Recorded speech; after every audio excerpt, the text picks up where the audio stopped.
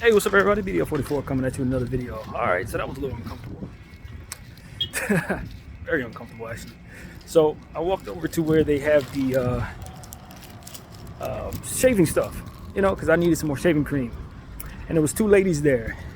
And I kind of just stood by this, you know, the little area. I didn't try to disturb their conversation. Just kind of stood there. Two Hispanic ladies. They were talking to one another. They were working there. They're supposed to be the department. And they never addressed me. A Hispanic dude walked up to him, asked him something. They helped him. And then they walked past me to a white guy and his two daughters and talked to them, addressed them. I just kind of walked out of there like, you know what? I don't want to think I'm being ignored because I'm black, but these are the type of times it's like, yo, I'm like 5'10", good 183 pounds, 184 pounds. I haven't weighed myself in a long time, but I know I gained weight. I know they don't not see me. I tower over both of them and I'm standing in front of them and I'm standing in front of something that they're supposed to be opening up, because you can't get to those type of items in this area without having somebody open the door for you. So that's their job. And when they were talking to the Hispanic dude, both of them were talking to the Hispanic dude. None of the other one did not come up to me at all. And then they walked past me to address a white guy. So I'm like, yo, what the fuck? Like, I didn't snitch. I didn't do nothing. I just said, you know what? I'm just going to turn on my camera and let people know what just happened, rather than to address it or throw a fit or even address them. I just walked away from it. Made me feel kind of bad. Like, damn, like, people still do this, huh? People really still do this to black people. But it is what it is, man. I just got treated pretty poorly by two Hispanic ladies, man. Pretty poorly. But my thing was, I'm not going to sit there and now address them and then acknowledge that they did this to me. I would rather walk away from there and not spend money in their department and then tell all of you guys what happened. So it'd be about 500 plus people to know that I had some employees just racially ignore me, I guess. I don't know how to put it, but that's exactly what happened. They talked to their own guy and then they talked to a white guy and they ignored the black guy. That's what it was. So that was a little bit of bad energy to share with you guys. It hasn't happened to me in a long time, man. But you know, I wasn't sitting there throwing a fit. I didn't, you know what I mean? It wasn't like I was sitting there like, yo, what the hell? Nah, I keep my dignity, man. That's your karma.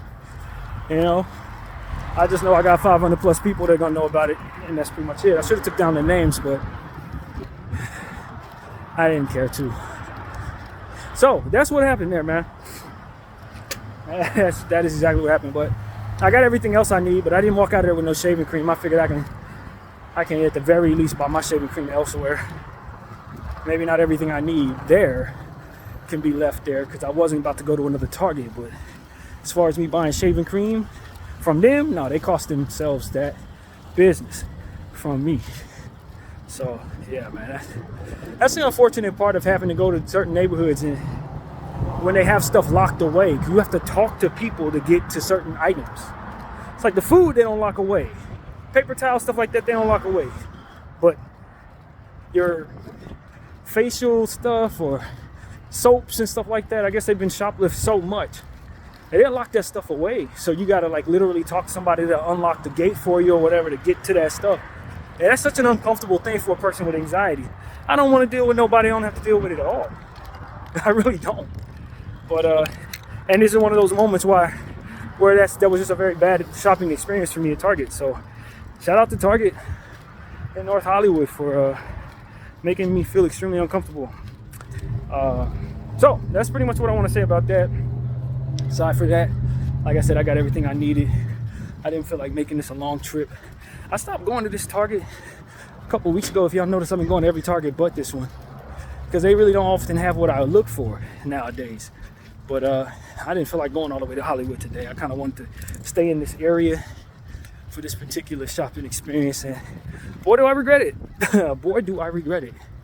But it is what it is, man. We do the best we can, man, all of us. But sometimes it's undeniable when people discriminate against you. It is undeniable. And stuff like that happens, just like, damn, really? He walked past me, like literally. It's crazy. But yeah, man, that's how that went, man. Sometimes You don't have the greatest experience, but you got to keep on keeping good energy, because you can't let that then have you walking away saying, see, now everybody like them is like that. It just doesn't work like that. Not everybody's going to treat you the same way just because they belong to a certain group or whatever. You know, and I've known that my whole life.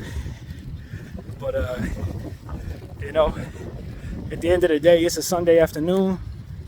I was having a good moment for the most part. And then that kind of took the wind out of my sails a little bit, because it just reminds me of how hard it is to be us sometimes, honestly. People think the worst of you, and they don't want to serve you without even getting to hear your voice. They see your skin, they just don't want to deal with you. Or they want to make you feel especially poor about being alive. And then a lot of people will gaslight you and tell you that's not happening, because they don't understand those experiences do happen, or they don't care that those experiences happen to you for the same reason. I had a friend once tell me I was wrong for perceiving that people clutch their purse sometimes when I walk past them. That friendship didn't last much longer after that. It really didn't. It just got to a point where it's like, yo, if you're going to tell me that through my eyes what I see is not what I see, because it doesn't align with your agenda in regards to how you want to view the world around you, then you're not really a good friend to me. If I can find something like that in you, and you tell me I don't see what it is I see. That was tough. That was a tough one for me to have to swallow. I said, listen to her scold me, saying maybe it's just your energy you putting out and they're reacting to that. Fair. If that's how you want to perceive the world around you. But unfortunately, that's not the experience I have within it. And I'm sharing with you what it is that I'm going through, or what I went through, or what I'm sick of dealing with, or however I was wording it. She would rather believe that the world she's in is the world that is, rather than the world that I'm in being possible. So that person no longer speaks to me. And vice versa. So, good riddance. At any rate, I feel pretty good right now, though. Got all that out of my chest. I hope everybody's having a good day. Be nice to people that don't look like you, man. I was thinking about some of my friends, different races and different religions, and how much I care about them, how much I appreciate them. I was looking at a friend of mine's post.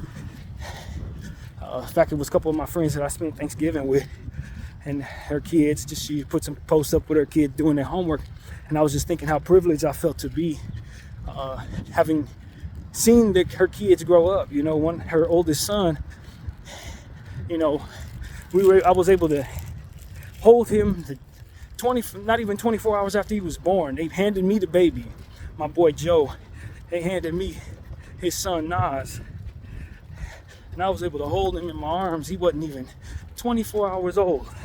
And just how privileged I am to see now he's like entering his adolescent stage, and his little sister, you know, she's also entering her adolescent stage. And it's just like, you know, if people knew how much I appreciated people that don't look like me based on real friendships, not just hypothetical, I'm not a racist type energy. And I grew up around people that didn't look nothing like me, who may not pray like me, who may not know of my culture necessarily, other than to say I know him and he's a good guy. Like, people that I feel are family in my life, you know, my boy Joe and his kids, my boy Bilski and his boy, of whom I've yet to meet yet, but my boy Keontae and his daughters and his son, like, he's family to me, you know. And so it's like, I know people all different races and creeds and all different types of things, and so when I speak of free Palestine, it's because I know I'd have friends there if I did, people I'd care a great deal about if I knew them. I would want somebody to say, free my friends if they were involved in such circumstances. You know, get them out of the clutches of evil or what have you. I don't want nothing to happen to them other than happiness and a full life. That's it. That's all I ask for my friend Nas and all of the young ones that are out there, man. I don't want them to have nothing to do with what I'm seeing in my phone or what I just experienced at Target. Regardless of their race, religion, creed, who they choose to love, or whatever they end up wanting to do. You know what I'm saying? And so I just thought it was really, really interesting how on the same day I was having that thought, I had this experience. I think it just comes together to make what it is I'm talking about that much more important. But yeah, that's a real thing, man. That's the vibes right now. I love a lot of people. Who they did that to was somebody who would have fought for them to never have to experience genocide. You know what I mean? If that was happening to your people, I would speak against it. Whoever you are. And I would shun the people who are doing it to you, whoever they may be. And, you know, and if all you see is skin when you see me walking down the street, you miss out on what a real friendship could potentially be about, what a real fight against your suffering could really be about. It's a lot of people don't care nothing about nothing or what helps them, and they've been taught to by way of various different propagandas and agreeing nonsense going on in certain environments that'll make it so that you overlook somebody who you don't even know would fight for your freedom. Overlook somebody that you don't even know would love your family to the point where they lay their life down to assure that you don't suffer. You don't know who you're mistreating out here. Somebody who would speak up in the presence of whatever their own suffering or frustrations or poverty may be for the betterment of others. You don't know who you're doing what to. So treat people kindly, man. And that includes me too. That includes me in regards to treating you.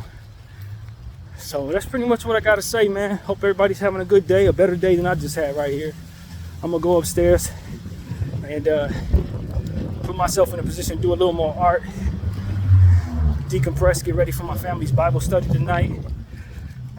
Maybe do a little 100 workouts if I feel good enough to do it. And try not to think too much about just how sad this place can be and all of the various different things that come with it. So that's pretty much what I got to say. My name is BDF 44. Thank you all for watching. I'm out.